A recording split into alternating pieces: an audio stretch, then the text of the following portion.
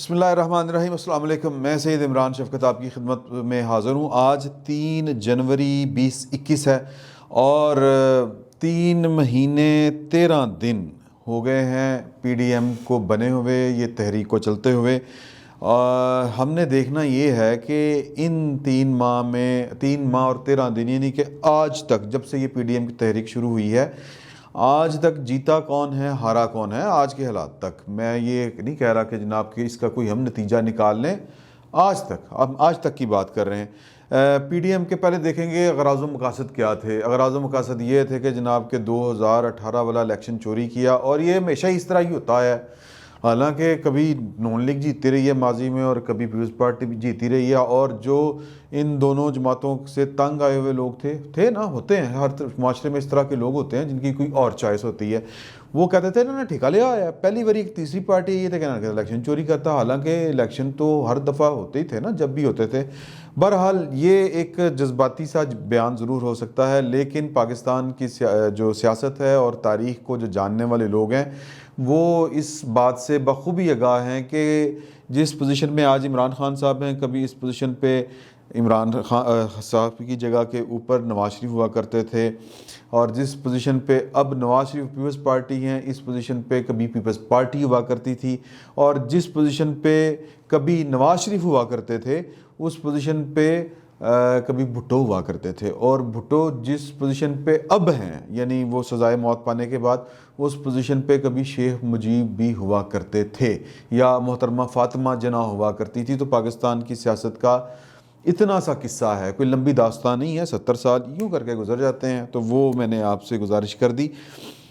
تو وہ لوگ جو درمیان والے ہیں وہ کہتے ہیں کہ یار کہ اب پہلی دفعہ تیسری پارٹی جیت کے آئی ہے، کیونکہ ان کی نزدیک تو تاریخ پاکستان کی یہیں سے شروع ہو رہی ہے کہ جی وہ کبھی نواز شریف تو کبھی بے نظیر تو کبھی نواز شریف 90s کے بعد، تو اس سے پیچھے کا ان کو پتہ نہیں ہے۔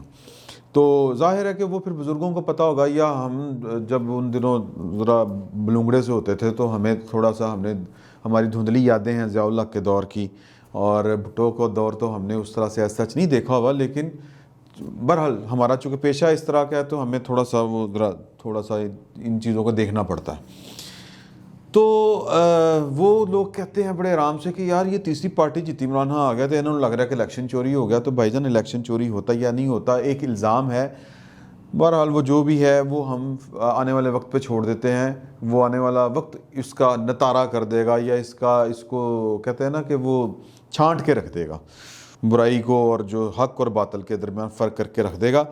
تو فی الوقت یہ ہے کہ ان کا الزام یہ ہے کہ جی کہ پی ڈی ایم والوں کا الیکشن چوری ہوا، اور یہ جو چوری کرنے والے ہیں یہ ہر دفعہ اپنا کوئی نہ کوئی ایجنڈا ان کا ہوتا ہے وہ نافذ کرتے ہیں، اور یہ پاکستان کے اندر اپنے مفادات کے لیے سیاست کرتے ہیں، وزیر اعظم کو چلنے نہیں دیتے۔ بڑی لمبی چوڑی وہ جو چارج شیٹ ہے بہت لمبی چوڑی ہے۔ نواز شریف کی تقریروں میں کھلم کھلا اس کا اظہار ہوتا ہے، بلاول بھٹو، زرداری اور مریم نواز اور مولانا فضل الرحمان کی تقریروں میں ذرا ڈھکے چھپے الفاظ میں ہوتا ہے، لیکن یہ اب اوپن سیکرٹ ہے جو یہ الزامات لگتے ہیں۔ اس تحریک کے بیسکلی اگر آپ دیکھیں تو 4 فریق ہیں، ایک فریق ہے بلکہ 5 فریق ہیں۔ ایک فریق ہے عمران خان صاحب اور ان کے سپورٹرز، اور دوسرا یعنی سپورٹر سے مراد آپ ان کے ووٹرز بھی لے سکتے ہیں، ان کے اتحادی بھی لے سکتے ہیں، اور اسٹیبلشمنٹ کو بھی آپ کہہ سکتے ہیں۔ اور اسٹیبلشمنٹ میں ظاہر ہے کہ پاکستان کی جو اعلیٰ ترین شخصیات ہیں جو پاکستان سروس آف پاکستان سے تعلق رکھتی ہیں وہ ہیں۔ اگر میں کھل کے نام لوں تو میں یقیناً یہ کوئی گستاخی نہیں کر رہا، صرف ایک بات سمجھانے کے لیے کر رہا ہوں کہ جنرل قمر جاوید باجوہ صاحب ٹارگٹ کے اوپر ہیں، اور D G I S I general Faiz Hameed صاحب کو ٹارگٹ کر رہی ہے اپوزیشن۔ تو دوسری طرف کون ہے؟ بیسیکلی تو 2 پارٹیاں ہیں، تیسری بس شامل ہو گئی ہے، وہ اپنے غصے میں ہے۔ پہلی نمبر پہ کون ہے؟ پیپلز پارٹی، اور دوسرے نمبر پہ کون ہے؟ مسلم لیگ نون، یا اس کو آپ ترتیب الٹ بھی کر سکتے ہیں۔ اور جو ان دونوں کے درمیان ایم ہی آ گیا وہ ہے مولانا فضل الرحمان، کیونکہ مولانا فضل الرحمان بہرحال اچھا یہ لفظ میں خود ذرا اس کو سوچ رہا ہوں کہ یہ جو میں نے لفظ بولا کہ ایم ہی بیچ میں آ گئے، یہ شاید کہنا زیادتی ہے۔ بہرحال ایک فریق مولانا فضل الرحمان ہیں، اہم ہیں، اور ان کے ساتھ وہ جو میں نے پہلے بھی آپ سے کہا تھا کہ ان کو لگا یار کہ ساڑھے نال ہی انج کرتا ہے انہوں نے. تو نواز شریف کی تو زرداری کی تو سمجھ آتی ہے نا آپ کو کہ وہ ذرا بلنٹ ہو کے بول رہے تھے یا کر رہے تھے. بہرحال یہ فریق ہیں ٹوٹل اس کھیل کے. اور پلان یہ تھا جو پی ڈی ایم والے کہتے ہیں کہ جی کہ انہوں نے طے کیا تھا کہ یعنی پیپلز پارٹی اور نواز شریف یا نون لیگ کا پاکستان کی آئندہ کی سیاست میں ہم نے کوئی کردار نہیں رہنے دینا, ان کا ووٹ بینک ہو نہ ہو. لیکن یہ جو دو بندے ہیں لائک کون, نواز شریف اور مریم, اور دوسری طرف سے زرداری, ان کا کوئی فیوچر نہیں ہے. ہاں باقی پیپلز پارٹی کے اندر سے اگر کوئی آ سکتا ہے تو آ جائے. ایون بلاول بھٹو صاحب جو ہیں وہ اپنے والد صاحب کے ساتھ ڈسٹنس رکھ کے آ سکتے ہیں تو آ جائیں. ہمارے جو خیالات ہیں ان کے ساتھ وہ متفق ہیں تو آ جائیں. لیکن بلاول بھٹو زرداری زیادہ انتہا پسند نکلے اپنے والد کے مقابلے میں, اگر دونوں کی سوچ کو آپ دیکھیں تو. تیسرے نمبر پہ جو شہباز شریف موسٹ ویلکم, یا کوئی اور بندہ آ سکتا ہے تو آ جائے.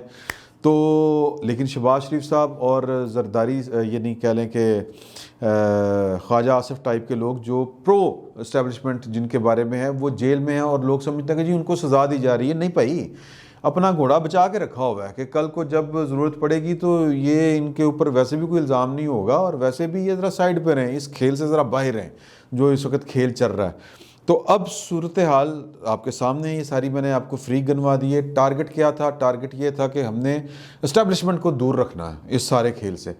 ان کا کیا تھا؟ ہم نے نواز شریف اور پیپلز پارٹی کو ان کی وہ جو کہتے ہیں ایسنس میں ان کو علیحدہ رکھنا ہے کہ وہ نون لیگ جو نواز شریف کا ایجنڈا لے کے چلے, وہ پیپلز پارٹی جو زرداری کی بات کرتی ہو, وہ کھیل میں شامل نہیں ہوں گے. پاکستان کی پالیٹکس میں اور پاکستان کی پاور پالیٹکس میں ان کی کوئی جگہ نہیں ہے. 10 سال تو عمران خان رہیں گے, اور اس کے بعد پھر جو ان میں سے بچے گا جس میں ہمت ہوگی اس لڑائی کے بعد وہ آئے گا تو آ جائے, نو پرابلم. تو پلان یہ تھا. اب ان کا کیا پلان تھا کہ ہم نے جناب کہ یہ پلان فیل کرنا ہے.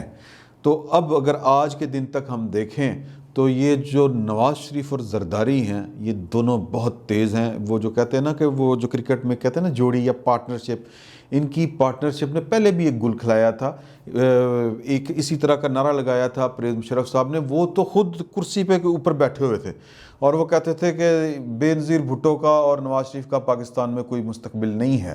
لیکن ان دونوں کھلاڑیوں نے بے نظیر کی شہادت کے بعد ان دونوں left hand batsman, right hand batsman, ایک آؤٹ سوئنگ کرتا ہے ایک ان سوئنگ کرتا ہے, انہوں نے مل کے آصف علی زرداری نے اور نواز شریف نے مل کے جو ہے وہ کیا کہہ لیں کہ جی کہ پرویز مشرف کا پتہ کاٹا.